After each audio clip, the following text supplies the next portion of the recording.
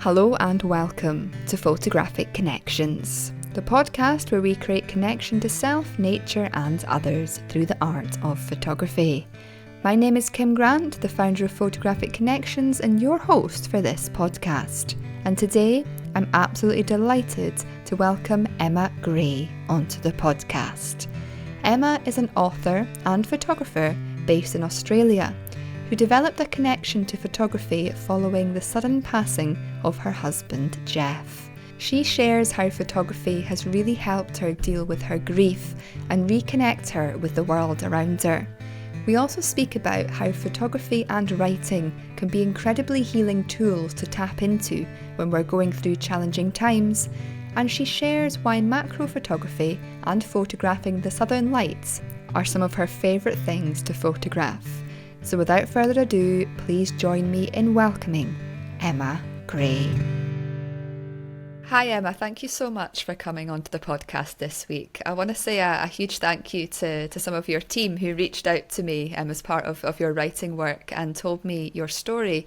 And I was really taken aback by, I guess, the life experiences you've been through in recent times and how that's led you to develop this incredibly deep connection with photography to help you through grief. So I thought it'd be a really good place there to start if you were to share with the listeners, what is your story and how did it lead you to get into photography? Thank you, and thank you for having me. Talking about some of my favourite topics. I love talking about photography, but I did come to this through the loss of my husband. So my husband Jeff passed away in 2016 unexpectedly. He had a heart attack, and of course it was just an immense shock to our family. I was 42 at the time. I had a little 5-year-old son and 2 daughters from my previous marriage, and we found ourselves just completely adrift. And I remember going for a walk with a friend about 6 weeks after Jeff died, and we were walking in this beautiful location. There was a lake, it was springtime, there were blossoms out on the trees, there was the sun sort of shining on the water. And I remember looking at this scene in front of me and thinking, I can see with my eyes that what I'm looking at is beautiful, sort of intellectually, but I'm not feeling it at all. I'm not feeling anything at all in my heart. And I remember thinking, I can either not go for these walks and not look at the world until I, feel differently, or I can just continue to show up in the world regardless and hope that sometime my heart's going to catch up again and that I will feel this sense of love for nature and, beautiful scenery again. And so I just kept showing up, and I guess it was really not until the pandemic that I started taking more of an interest, at first just with iPhone photography. And I would go for these walks. We were allowed to sort of get out once a day and go for a 1-hour walk, and I would do that. And I started to really notice things. I think when you don't have the freedom to go for walks and see the world as much, then it becomes more precious. And so I was taking a lot of photos on these walks, and then got into the editing process as well, and then eventually upgraded to a Fuji camera and a macro lens in particular, which then made me fall even more in love with just the minute details of things. And I realised that, by a couple of years after Jeff died, I'd be there sort of in the middle of winter lying on the ground taking photos of frost on blades of grass and that sort of thing. And I thought, not only have I fallen in love with the world again, but I've gone sort of this extra dimension with it in a way that I don't think I ever would have had I not been through that tragedy and those hardships. It's clear that photography has had such a profound impact on you throughout this period, and in a very, very positive way. And I love that it's allowed you in many ways to open up your heart again. Grief is such a difficult thing to process and to go through. It's something, as human beings that we all have to face at some point in our life. And it's trying to find a way, isn't it, of reconnecting with the world and finding a way of finding sort of love for things again. And it's clear that photography gave you that, which is beautiful, because I'm finding that creativity especially can be so healing in these times. And I guess, what was your relationship like with nature before Jeff's passing? I've always loved walking. I live in Australia, as you can probably tell from my accent, and I've always loved walking in, going for bushwalks, and I've loved going to the beach in particular. Um, Whenever I visit the beach, I love to get out at sunrise and take photos and sunsets. But something that's really taken my fancy since I took up photography is that I realised that we could capture the Aurora Australis, the southern lights, from only about 15 minutes from my house, which was, I've lived here, I'm turning 50 next month, so I've lived here 50 years and didn't realise this. And so I've now managed to capture that scene, 10 or more times, which is just magical. It's just an extraordinary, extra layer to observing the world, to see it at night, but then to see the aurora, just stunning. Yes, it's incredible. I live in a part of the world where we can see the northern lights, and it's fascinating because, until I guess kind of 10 years ago, people weren't really aware of it here. And suddenly people started to realise, oh my gosh, you can see this beauty from almost your doorstep. You just go 10 minutes down the road and you're at this beach and they've got the northern lights above you. And it's the most awe-inspiring experience. And I love that you've managed to have that connection where you are as well. And that, it's opened your eyes up to what's available on your doorstep. And I believe you've got a new novel coming out called The Last Love Note. And I believe your main character, she has a relationship with the Aurora as well, doesn't she? Yes, she does. I've found as a writer that once Jeff died, I was only going to be able to make my way through this grief in words and writing, and it was almost that I wouldn't understand how I felt until I'd taken the time to write about it and to get it out onto a page. And I started by just writing sort of articles about our experience, and actually a lot of social media posts where I would write about something that had happened that day, and then my friends would sort of all pile on with support and would talk about their grief as well.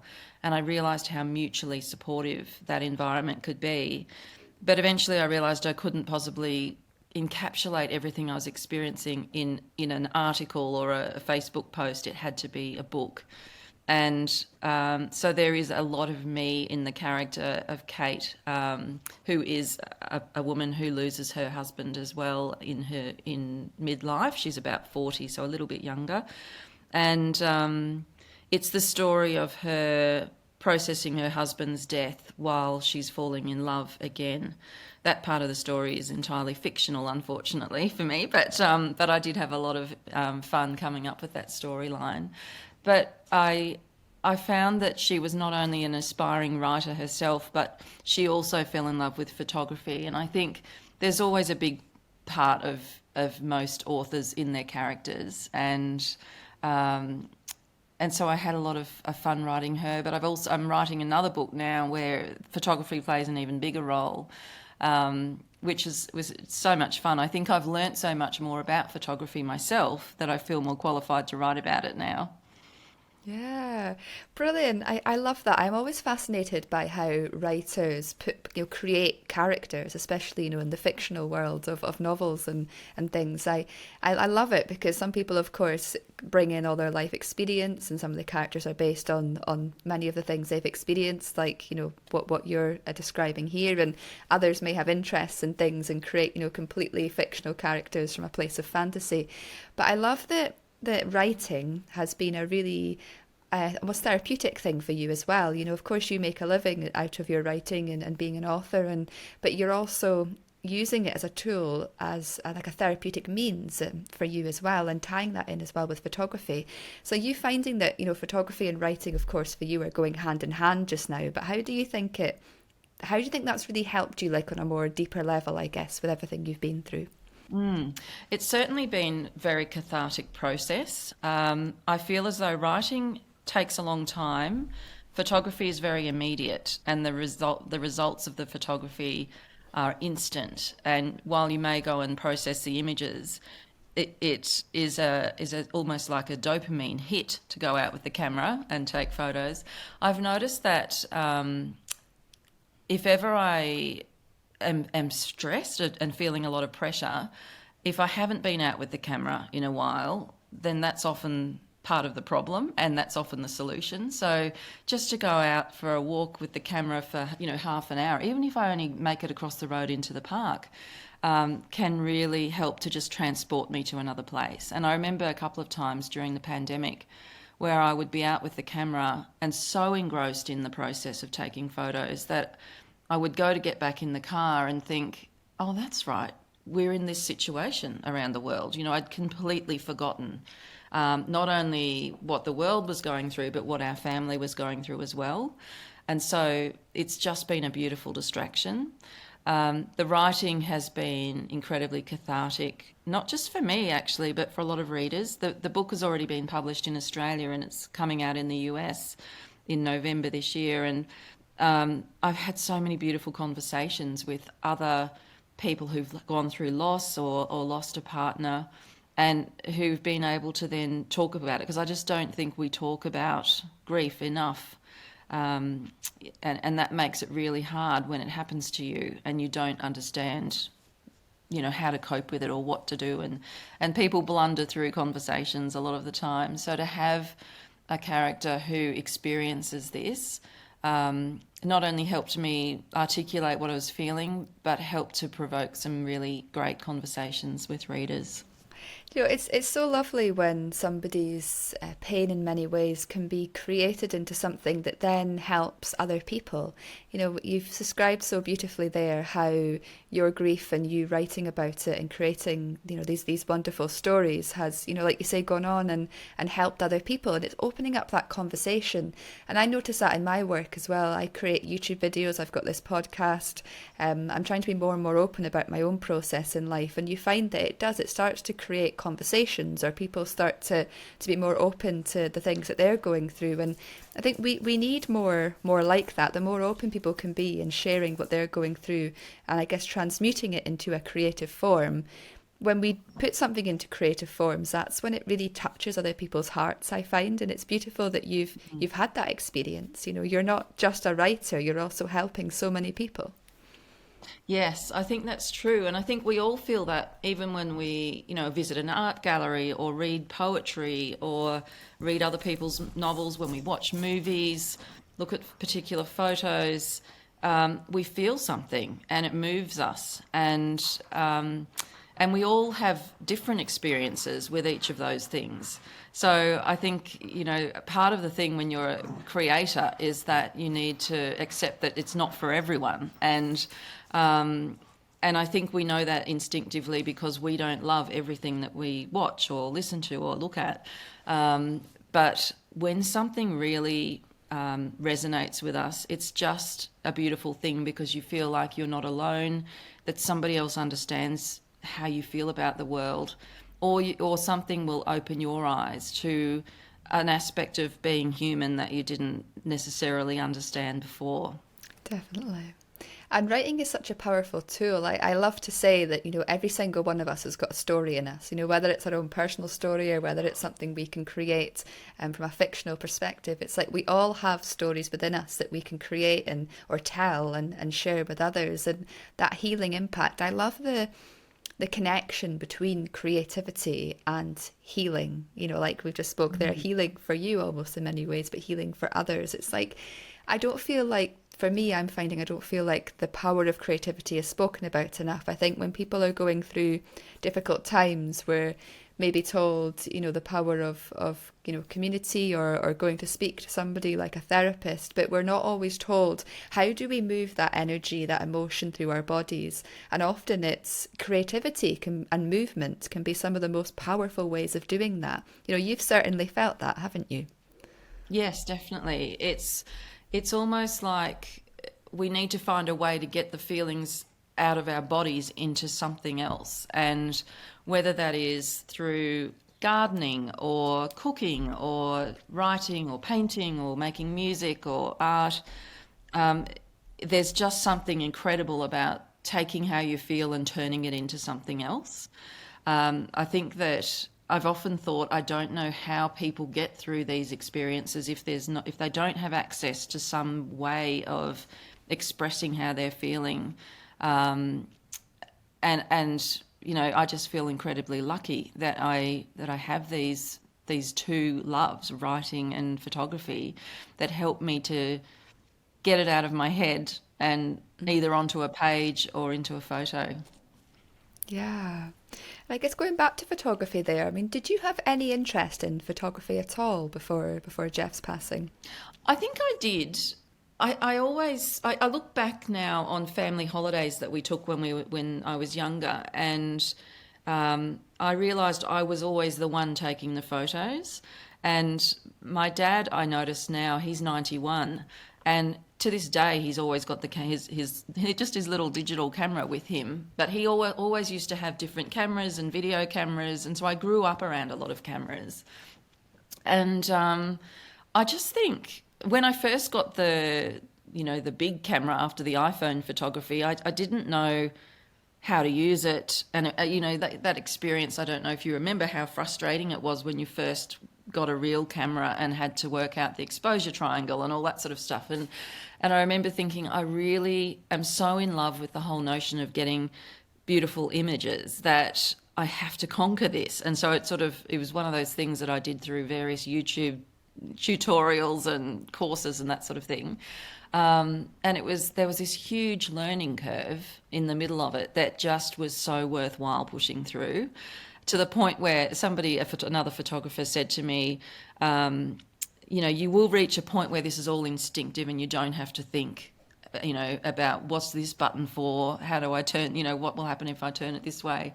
And that moment when you realise you haven't been thinking about the technicalities of how to use the camera, but you're just in the image, I think that's such a magical step to reach as a photographer, because I think there's the whole art of it. There's the making up of the image itself and what's in the foreground and what's in the background and all of that. But then there's this technical side that can be so bamboozling that it can put people off. And like anything, I think it's worth pushing through to get to the side where the camera is almost irrelevant. It's just you and whatever you're taking photos of, and it's in the middle somewhere doing its job.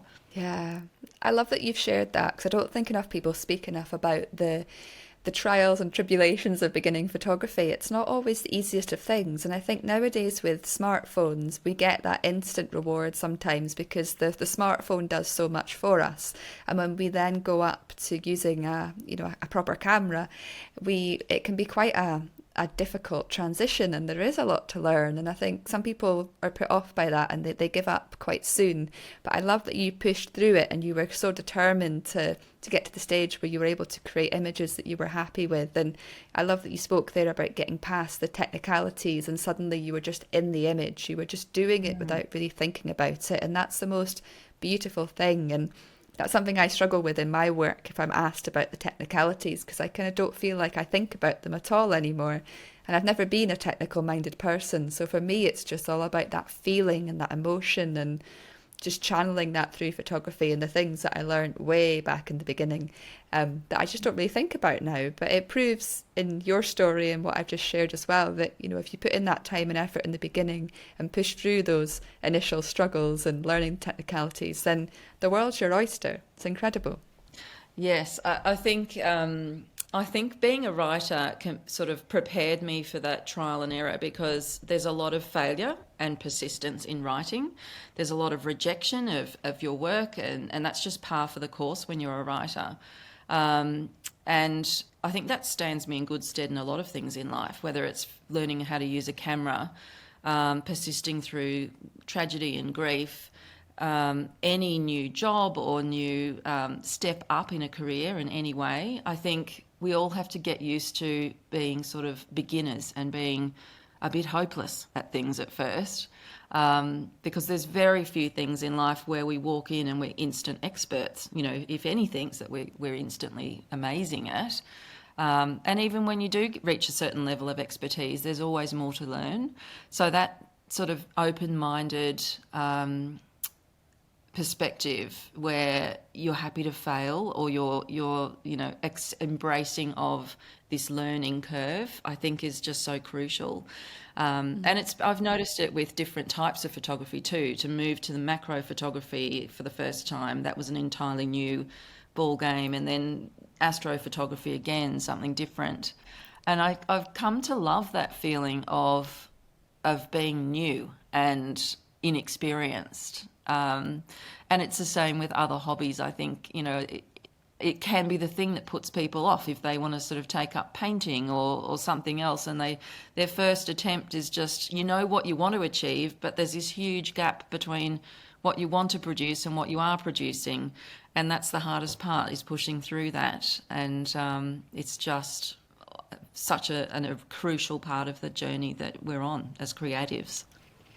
100%. I spoke to a lady called Jen on the podcast recently, and she said that she's become a master in failure. It's something that a lot of people seem to be so afraid of, but you have to fail, or perceived failures. I don't think there's any such thing as failures or mistakes. I see it all as learning opportunities, but there's this huge fear of failure, and people are afraid to start things because, you're not going to be good in the beginning, as you rightly said, and it takes time. But I think anything in life that's worth achieving takes that time and that persistence and that trial and error. And I love that you've shared that there. And a few times now you've spoken about your love for macro and astro. So I wondered if we could delve into both of those worlds, starting with macro. What is it that you love so much about macro? How does it make you feel? And yeah, why do you think you love it so much?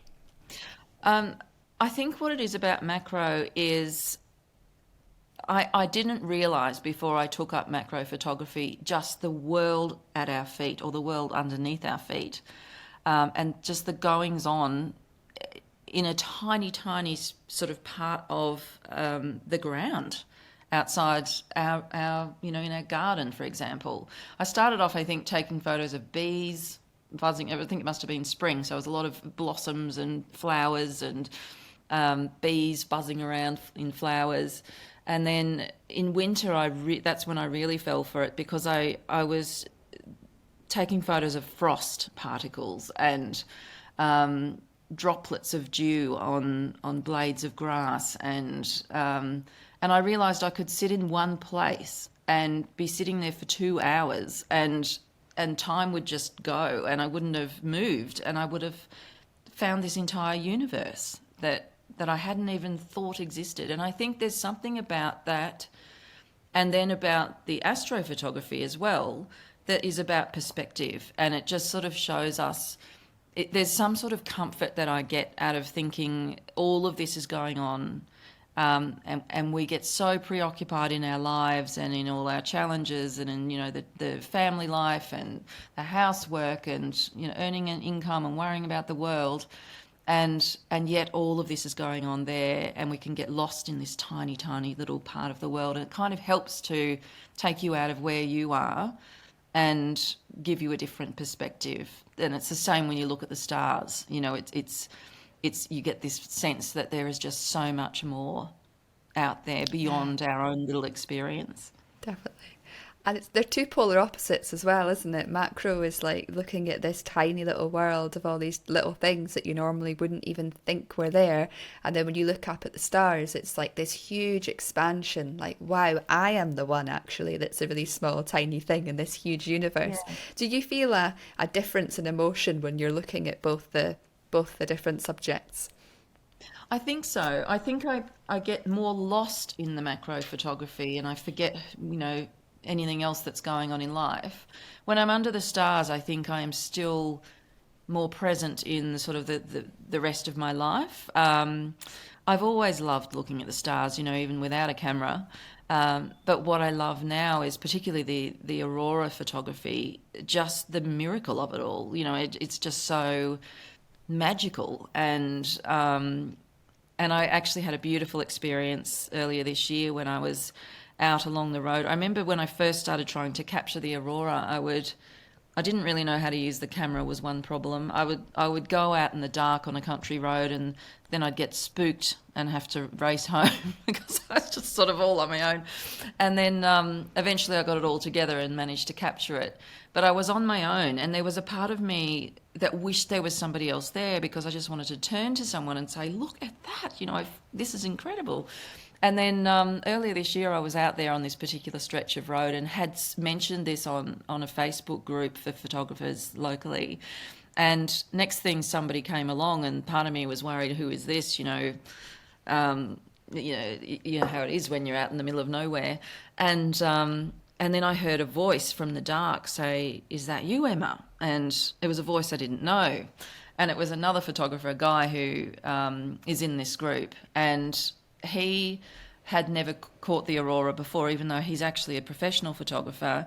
And so it was just one of those brilliant nights where it was just the best one. It was the best one I've ever seen. We were getting the beams, we were getting everything, and it was just beautiful pinks and purples. And the southern Aurora is quite pink and purple and orange compared with the northern lights. And the two of us just stood there and cried. And it was a beautiful moment of being human with a complete stranger who I only had a couple of comments with. And I don't think either of us are ever going to forget the power of that night. And I sometimes think about, when I'm out there, about the fact that a lot of the other nights we're kind of on the couch watching Netflix and, just having our normal evenings. And there's so much that we miss. It's that same feeling when you see a beautiful sunrise and think about all the times you sleep in and miss it. There's just such opportunity for us to engage with things that are so much bigger than us and beyond Netflix. Although I do love watching TV as well. No, that's something I've become so aware of is, when I'm out in the evenings. I mean, even I found this summer, in Scotland, I've just been out walking in the evenings around town, and there's hardly anybody out. You just see the odd dog walker because everybody's like inside watching TVs and films, and of course they play their part. But it saddens me sometimes because I'm walking around just before sunset looking at these gorgeous clouds, these gorgeous colours, the birds flying around, all the little insects and the flowers that have been out this summer, and I'm thinking everybody's missing this, and I'm feeling so alive and in awe right now, and they're, I don't know, filling themselves with a lot of maybe adrenaline and all that kind of stuff watching TV. And yeah, I love that we, I guess, have this tool that helps us to connect with that, because it's something I feel is really missing in the world at the moment, where I think so many people are more disconnected. I mean, we're more disconnected from nature than ever before, and I think photography gives us that tool to give us the push and the incentive to go out. Seeing the southern or northern lights is incredible, but actually when you can create an image of it, it gives you more of an incentive to go out, because you have this souvenir along with your memories to take home with you. And it's so beautiful, isn't it? It really is. And I notice it too when I'm traveling. And now that I am a photographer, I actually want to go and redo every holiday I've ever taken in my life and do it as a photographer. I just feel like I would see it all so differently. And in fact, I'm just back from a week in America as part of sort of the pre-launch activities for my book. And I was mainly in LA, and even walking around LA, I've been there once before, about 30 years ago, and I saw it so differently this time, just because I had a camera in my hand. And I was on the beach down at the Santa Monica Pier, and a young guy who's a uni student age came over and said, "What camera are you using?" And he was there with his camera. And we struck up this beautiful conversation and just watched the sunset and took photos together. And I thought that's a kind of interaction out in the world that you wouldn't have if you weren't a photographer, because you can stand there and watch a sunset, but you're unlikely to start talking to the person beside you. But when you're there with this shared common interest, it just opens up. And now we follow each other's photos on Instagram and, talked about various things that we've taken photos of, and we were helping each other with the technical stuff. And so I think in addition to the way that it fills our soul when we're walking around, I think there's there's a beautiful relationship between photographers that that I never had before, that I'm loving. Wow.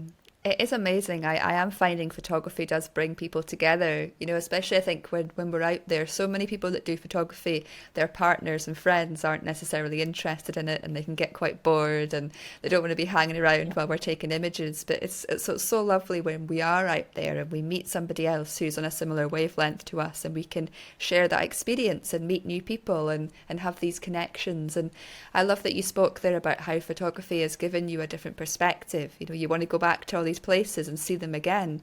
It's something I spoke about with somebody a few weeks ago actually, is it almost reconnects us with our childlike wonder, because as adults we kind of are stuck in this one almost vision, and then we start photography again, we're suddenly like, wow, oh my gosh, and it's sometimes for some people it's something they've not felt since they were a child, and we're reconnecting with that and we're getting that new perspective. And going back to your story and what we spoke about in the beginning, that change of perspective sometimes when we're dealing with grief can be so critical to us, kind of moving through that and beginning to cope with life, doesn't it? Oh, absolutely. And I think that I think we notice more when we are photographers and writers. We notice more about the world. We're constantly looking at things from different angles. And we can see that if we just step aside over here and look at the same scene from over here, then it's a completely different picture. And I think that's one of the lessons that photography can give us when we're struggling with something very difficult in our lives. It's also just such a beautiful distraction. And I think that no matter what we're going through, it's vitally important that we find something that we can get lost in. And it's that sense of not, time passing and not being aware of it. And just that if you can find anything that can distract you enough to forget for a moment the hard stuff that you're going through, I think you should grasp onto it and go towards it. I think that a lot of the time people worry about how it might look if they are seen to be enjoying themselves when they're going through loss, for example. But having lost both my husband and my mum, I now see that life is short, and that if we're going to go through these hard times, then any opportunity we have for some little slice of beauty in our lives is something we should gravitate towards. Definitely. And I always see grief as like a wave. It's like you can be really low and then suddenly you feel this high, and like you say, we can sometimes feel guilty for that, but it's almost like something's released, or we have a memory, or something, some beauty comes from something, and then obviously you're back down again. And it's like learning to ride these waves, and I think learning for us all to be okay that we are going to be up and down, and that's part of the emotional roller coaster of dealing with these challenging times. We're not It's so difficult, I think, to constantly stay in that low point. It's like we have to, ride those waves. And sometimes the creativity, whether it's, photography, writing, poetry, painting, it gives us that opportunity to ride the waves with the emotions as they come and go.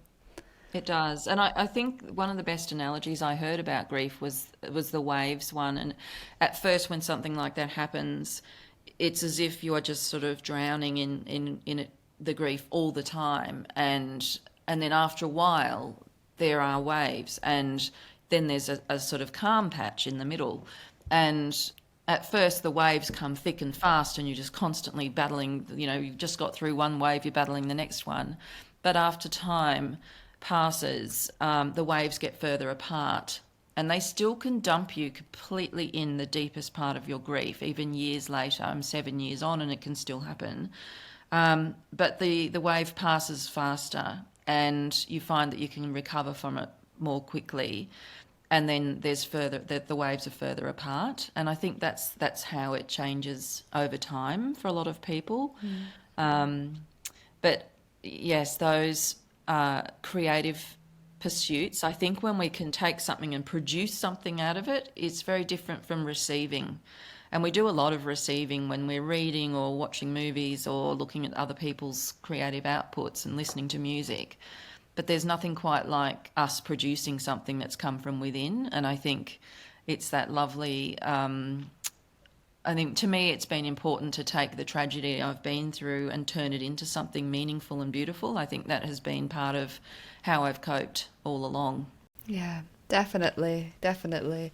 I've got a friend who writes poetry, and she's shared with me once, that some of the most profound poems she ever wrote was when she was dealing with, some of the hardest grief in her life. And it gave her that opportunity to write how she was feeling and transmute it into something. And yeah, really, really powerful work. And I find the same with songs, especially more sadder songs. It's like they really not affect us, but they like we respond to them on a much deeper level because they come from that place of deep emotion. I'd love to ask you really what got you into writing? Was that's something you were interested in from a very young age? Yes, I've always identified as a writer. I remember the summer I turned 14, being introduced to Anne of Green Gables by my two aunties and my mum during the Christmas holidays, and of course Christmas and summer go together down here in the Southern Hemisphere, and and I just remember identifying not only with Anne and the romantic side of her personality and all of that, but the fact that she was a writer and had this dream. And I remember going and getting a notebook and pen from the local news agency, and then spent the rest of the summer holidays for weeks on end trying to write a novel at 14. It was terrible, but it was this sudden desire to get it all out onto the page, and I've been writing ever since. And I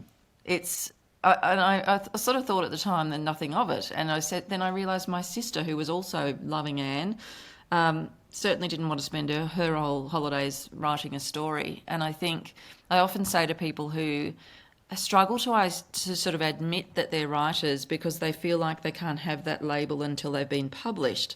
I often say, you're either a writer or you're not. If you're thinking about stories and writing, spending time writing them, your spare time, writing them down, you are a writer. And I guess it's the same with photography, that we don't have to be a professional photographer to identify as a photographer. And we don't even have to have a camera. We can be using our phone camera and we're still photographers.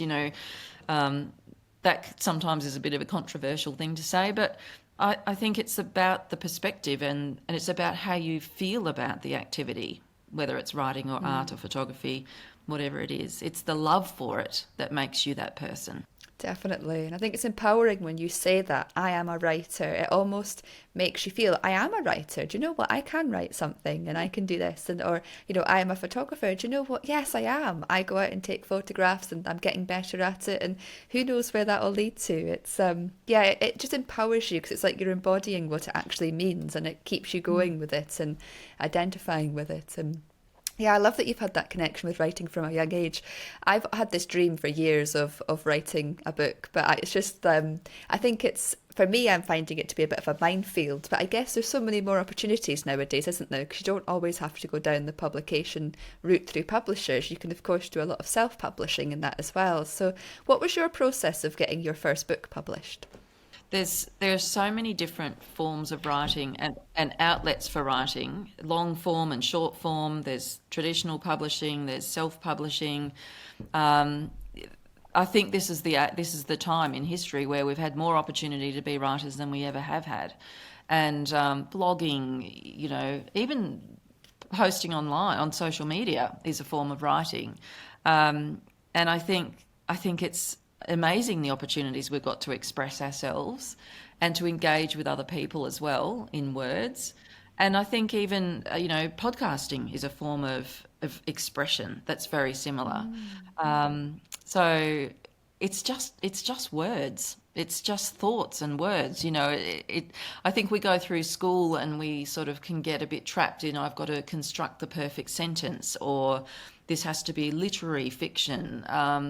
When really it's just about finding your voice and writing the way you speak and writing from the heart.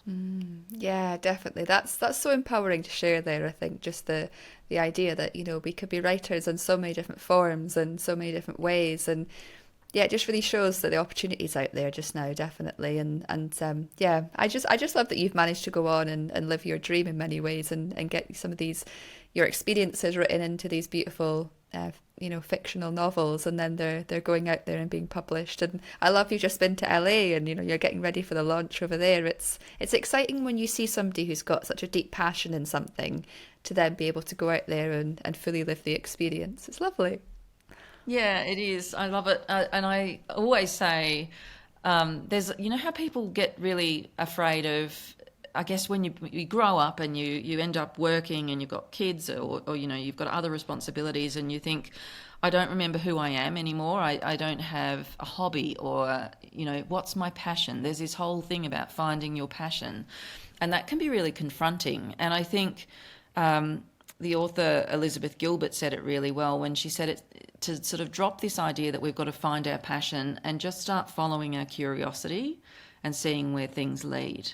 And I love that because it's sort of a lighter approach to this notion of having to discover, whatever we might love. And, it means that we might go down some paths and think, well, that was sort of fun, but actually it's not really what I want to do. And I certainly, before I discovered photography, I remember trying watercolour painting and Zentangling, which was that sort of intricate drawing of little patterns over and over again, which was quite meditative.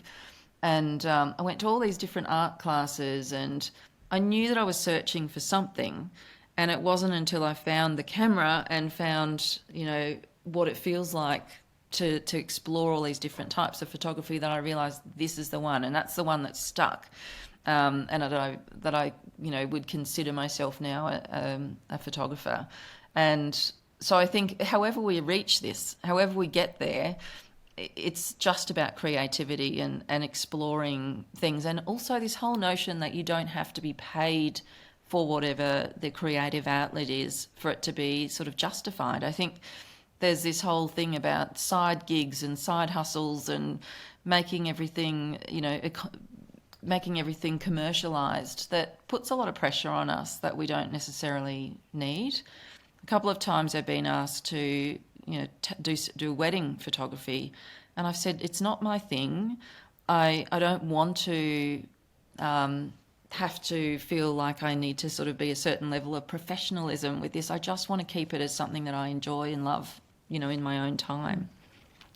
Oh, that's so beautiful. And you hear so much about people who pursue their passions and turn them into careers, and then they lose the passion for it. So yeah, it's about working out, I think, isn't it, about what your real direction is, and just seeing, some things are just for play, they're just for fun, they're just our outlet, and we all need that out with, what we do day to day. So I love that, writing has become your wonderful career, and then photography is just like your own sort of introspective time where you can get away from things and just connect. So yeah, beautiful, Emma.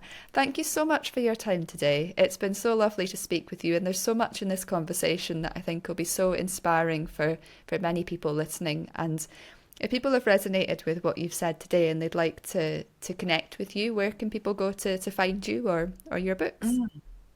They could go to Zibby Books in America. So just look up zibbymedia.com and they'll find The Last Love Note. And I've got a website, emmagray.com.au, and it's Gray with an EY. Or online on Facebook, it's Emma Gray Author, and on Instagram. And also I've got Emma Gray Photography on Instagram.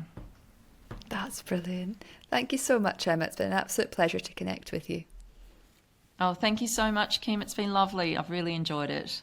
Thank you so much for taking the time to listen to this week's podcast. It really does mean the world to me. If you'd like to get further involved with the Photographic Connections community, you can do so at photographicconnections.com. And now that this podcast has come to an end, there's only one thing left for you to do. It's time to pick up your camera and head outdoors. There's so many incredible photographic opportunities just waiting for you to discover.